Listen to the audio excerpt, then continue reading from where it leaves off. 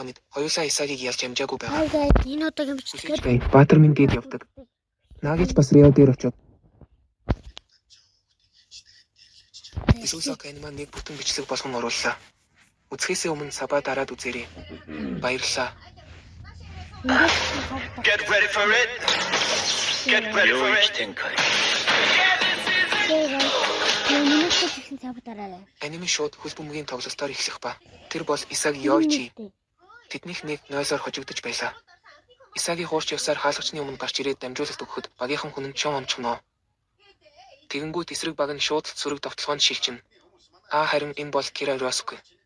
Кира шууд гол оруулснаар 2-0-оор тоглолт дуустдаг. Тоглолтын дараа Исаагийн хэрвээ би дамжуулалт өгөлгүй өөрөө зогсон бол гэж харамсаад үлддэг.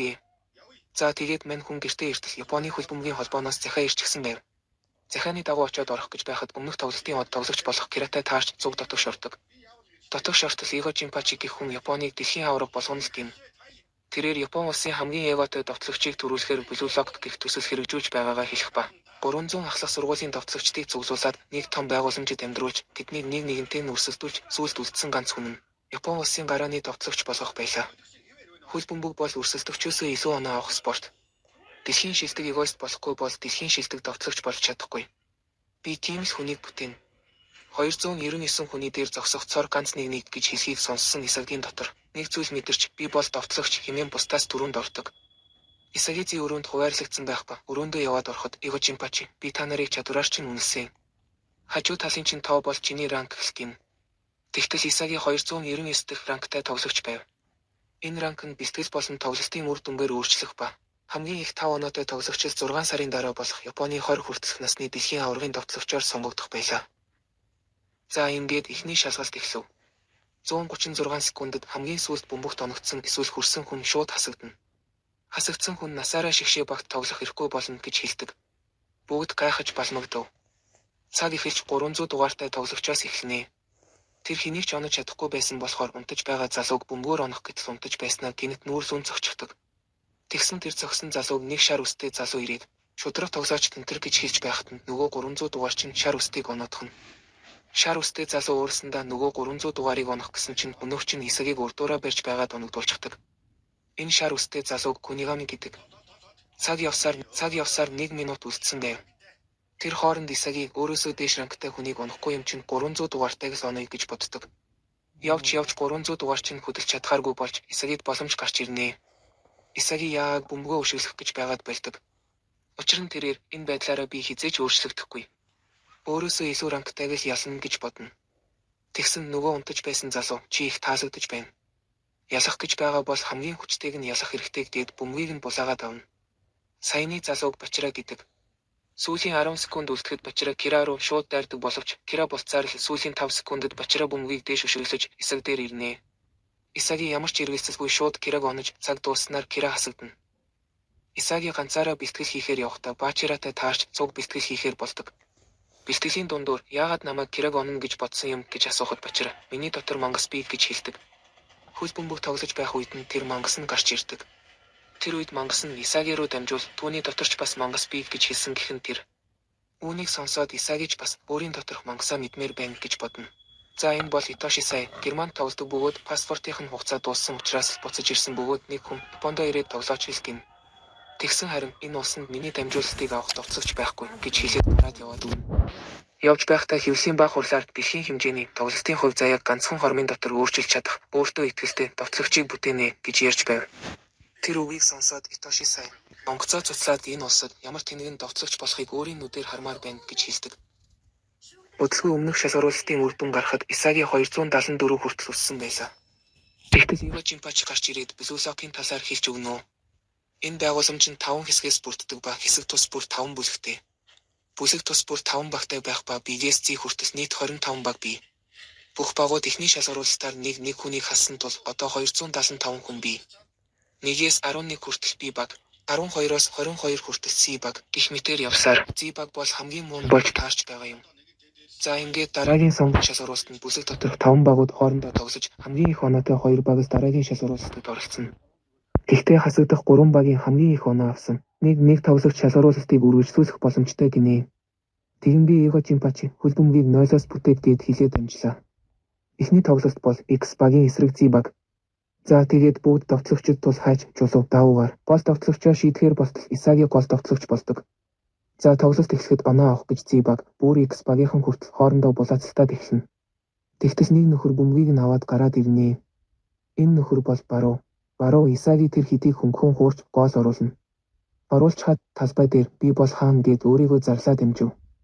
За тэгээд Z багийнхан оноогоо буцааж авцгаая гэж хэлхийн завдалгүй дахиад л булаалгуулчихна. X багийнхан шууд Барууг төвөө болгон баг болж хамтарч эхэлнэ. Барууг хамгаалахаар багийнхан гол оруулаад багийнхныг нь хамгаалахаар Баруу оруулаад 5-1 болно. Баруугийн гол нь тэднийг 1 баг болголоо. Цаг дуусахад 3 минут. Тэгтэл Бачирав 3 минутад 5 гол бол худлаа. Гэхдээ нэгийг бол хоёулаа оруулна гэж хэлв. Исаги бөмбөгөө гаргачихад шууд л хаалга руу гүйлээ. Тэгэхэд Бачирч Исаги руу бөмбөгөө дамжуулж Исагич энэ гоолоор Z багийн гэрэлсэн болно гэж бодоод байтал Баруу урд нь суув минь чаддаг юм бол хүрээд ирдэм. Исагигийн хойно Райчи болон Кунигами хоёрч гүйж байв. Исагич дамжуулах уу? Яах вэ гэж эрзэлзэж байгаад үгүй ээ. Блулокад амьд үлдэхийн тулд гэхэд гинэт Исаги талбай тэр чигтээ харагдаад шууд л Кунигами руу дамжуулж Кунигамич шууд зохиж оруулна. Исаги өөрийгөө дамжуулчихлаа гэж гайхаад байж байтал Баруу ирээд гол хийж чадахгүй бол товтлогч болох хэрэггүй. Чамд авьяас алах гин. Цагч дуусаж эхний тоглолт 5-1-ээр хожигдох нь тэр. Исаги өөрийгөө би товтлогч биш юм биш үү гэж өөрийгөө гайхаж үлднэ. Z багийнхан хоорондоо маргалцаар л тэгсэн Куон гих залуу бид аль хэдийн нэг хожигдчихсан. Дахиад нэг хожигдвол бүх зүйлс дуусна л гин. Тэгээд төлөвлөгөө гаргахын тулд бүгд өөрсдийнхөө чадварыг хэлэхээр болдог. Тэгтэл Исагид хэлэх зүйл байдаггүй. Куонч нэг төлөвлөгөө боловсруулна. Тэр нь бүгднгийнх нь чадварыг гаргахын тулд хаалгач болон чигрэг оролцуулахгүйгээр нийт 9 хүнд хувааж 10 минут тутам товтлогчоо сольж товтлогчоо дэмжихээр боллоо. Исаги хоолоо идэх гэж байхад Кунигами ирж дамжуулсанд баярлалаа гэж хэлснээр Исаги арай дээрдэж эхэлнэ. Кунигами хар багаасаа товтлогч нарыг амьдрал дээрх жинхэнэ бааtruуд гэж боддог ба баатар болохыг хүсдгийг мэдэж авнаа. Дараагийн тоглолт Y багийн эсрэг. Y багч бас өмнөх тоглолттой ялагдсан байв. Тоглолт чихэлж төлөвлөгөөгийн дагуу эхний хүн Бачирагийн чадвар нь бөмбөг залалт. Тэгсэн хоёроороо ирж замыг нь хааж байгаад 3 дахь хүн нь булаах гэж ирээд нэг л болдоггүй. За дараа нь Кучигамигийн ээлж ирлээ. Тэгээд Кучигамиг дэмжиж түүнд цохих цай гаргаж өгч цохиулахад бөмбөгийг нь дундуур нь хаасаар байлаа.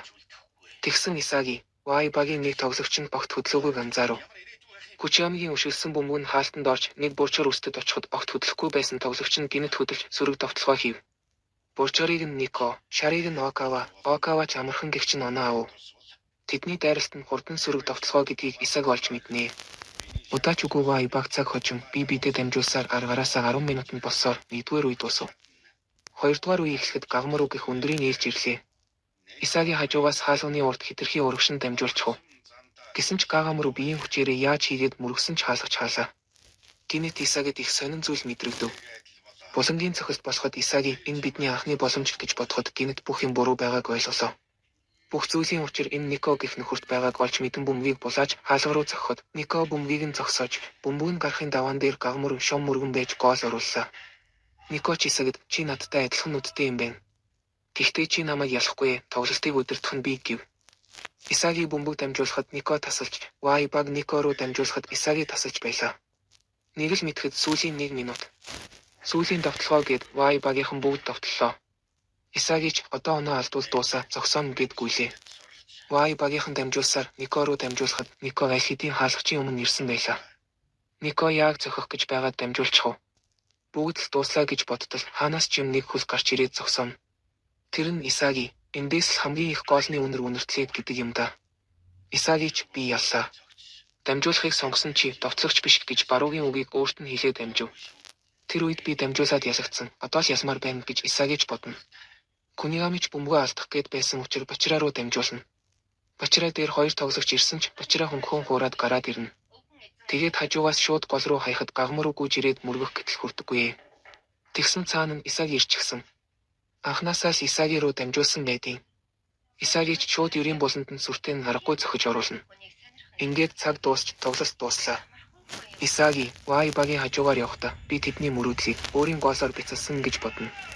Тэгээд яг уйлж буй Никогийн өмнө ирснээ сайхан мэдрэгдэж байна гэж боддیں۔ Да.